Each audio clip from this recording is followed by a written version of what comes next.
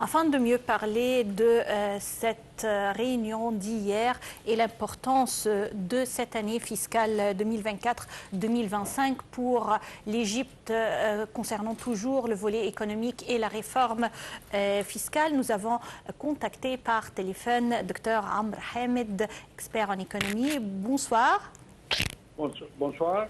Dr Amr Hamed, bien sûr, toute planification pour le budget en Égypte est très importante, mais l'année 2024-2025 s'avère une année importante et cruciale, puisqu'on est en train de passer par des changements, par des réformes et également par des, si vous voulez, ajustements en ce qui concerne notre parcours économique. Selon vous, dans quelle mesure cette année fiscale s'avère-t-elle importante pour l'Égypte? Alors, vous avez conclu tout dans un mot seulement quand vous avez dit maintenant l'expression réforme. Réforme, réforme. Je répète 3 fois. Ce qu'on a besoin maintenant, c'est d'exercer quelques réformes économiques pour fortifier ce qu'on a déjà commencé. Si on parle, quand le reportage a indiqué, d'un taux de croissance de 4% du produit intérieur brut, qui est, si on parle de 4%, 4%, c'est une figure, de mon point de vue, très pratique pour l'Égypte, et on peut l'achever. Parce que dans quelques années passées, on parlait des taux de croissance qui sont plus que 5%, parfois 6 ou même plus que 6%. Mais 4%, ça c'est très agréable et on peut l'achever. Ce que je veux dire, c'est que on a déjà pris des pas qui sont dans la bonne direction. Je parle des pas économiques que le gouvernement a pris pendant les quelques semaines passées, 1 mois ou même moins que 2 mois, qui a commencé bien sûr avec la signature du projet de Ras El Hekma avec les Émirats. Et puis, il y a la flottation du livre égyptien vis-à-vis le dollar et les autres monnaies qu'on appelle les monnaies véhicules, comme le dollar, l'euro, le yen du Japon, le yuan chinois et les monnaies principales du monde. Ça, c'était le second pas qui est, de mon point de vue, très agréable. Et puis maintenant, on parle des autres. Et le troisième pas qui est aussi très agréable, c'est la signature du contrat avec le FMI qu'on attendait depuis quelques mois. Et puis maintenant, on parle aussi des autres projets. Et aussi, pardon, j'ai oublié aussi la signature du arrangement avec l'Union européenne aussi. Oui. Et on parle maintenant des autres projets, méga-projets avec l'Arabie saoudite en Sinaï, avec le Qatar au sud de la mer Rouge. Alors, tous ces pas que je viens d'indiquer qu'ils sont vraiment des pas dans la bonne direction ne seront pas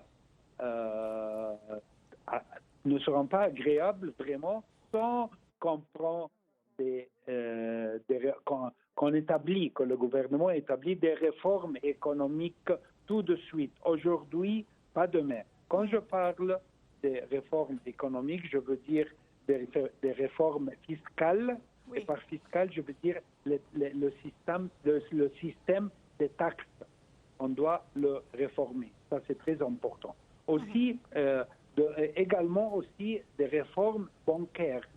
Des réformes bancaires à propos comment les banques traitent les clients. Ça, c'est très important. Oui. Et la relation entre la Banque centrale et les banques. Ça a besoin de très grandes réformes. et aussi des réformes douanières pour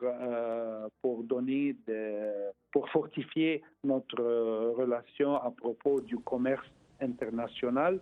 Mais ce qui est important, c'est d'établir ces réformes le plus tôt possible. Oui, c'est vrai.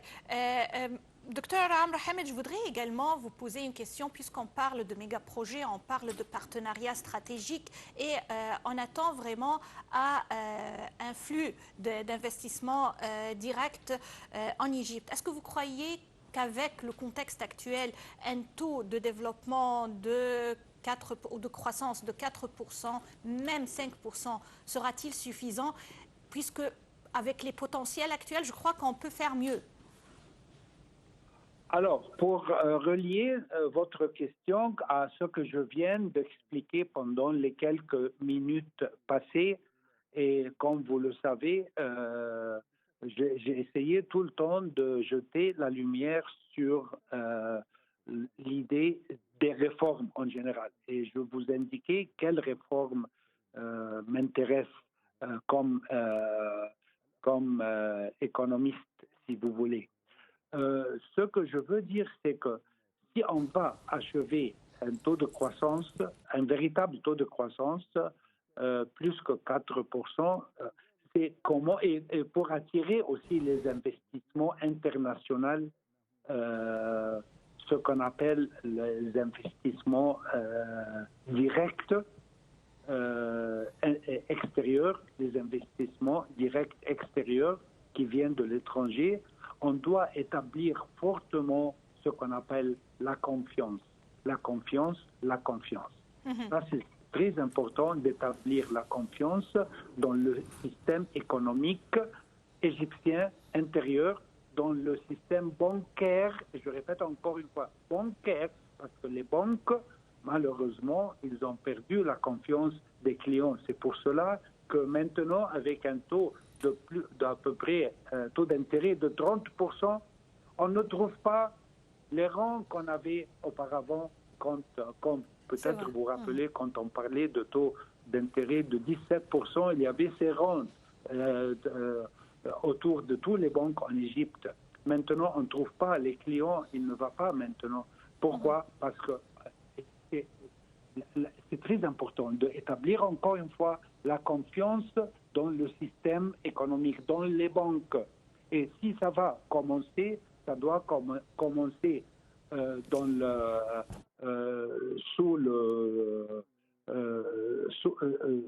système domestique intérieur, premièrement, et puis quand on va fortifier la confiance dans le système domestique, alors on peut attirer les investissements qui viennent de l'extérieur. Oui, docteur Amr Hamed, je vous remercie infiniment pour ces explications concernant l'année fiscale 2024-2025, les perspectives et également pour jeter la lumière sur la rencontre d'hier, la réunion entre Monsieur le Président Al-Fattah el-Sisi, le Premier ministre et les responsables de la politique fiscale de l'Égypte. On passe actuellement à un deuxième dossier très important pour la région, pour l'Égypte, qui s'avère également stratégique. L'Égypte a déployé tous ses efforts concernant ce dossier et continue de le faire. C'est Gaza, la situation actuelle. Alors, sur le terrain, le Croissant Rouge égyptien, en coopération avec le Croissant Rouge palestinien, continue à fournir de la nourriture et des secours aux habitants de la bande de Gaza qui connaît une grave pénurie de nourriture, ce qui a rendu ses habitants vulnérables à une famine catastrophique qui nécessite l'introduction continue de l'aide en grande quantité dans la bande de Gaza qui vit sous le fardeau de la guerre et de la faim qui lui est imposée par l'occupation israélienne. Sarah Al-Mahrabi et les détails.